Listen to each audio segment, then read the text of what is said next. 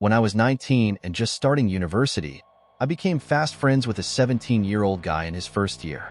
We lived near each other, shared a love for music, and had a similar sense of humor, so we spent a lot of time together. I'd often go back to help with my CCA, and even after going home, we'd stay up talking on the phone.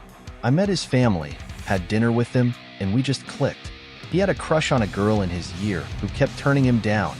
She told him, after J1, we'll be together. But that didn't stop him from constantly texting and calling her. For months, I listened to him vent, giving him advice to be patient. But as time went on, I started developing feelings for him. I never told him, though. Then one day, in a burst of frustration, he blurted out, "I spend so much more time with you than with her. You're more like my girlfriend than she ever would be."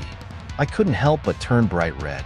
I fumbled through some words about giving her time, but deep down, it felt amazing to hear him say that. Eventually, after months of waiting, the girl finally agreed to be with him.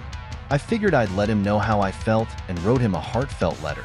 He didn't respond, and to my surprise, he ghosted me for nearly a year. Heartbroken, I moved on and began dating someone new. A few months later, I was on a date when I saw a familiar number calling me. I answered, and it was him.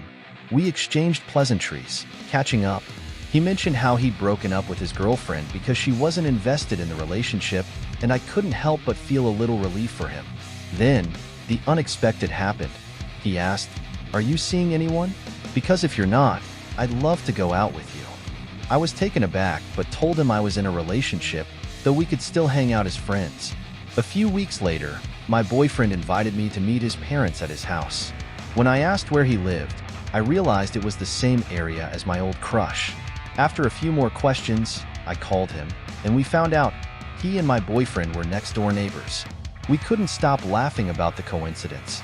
I ended up knocking on his door to say hi to him and his mom, and surprisingly, it wasn't awkward at all.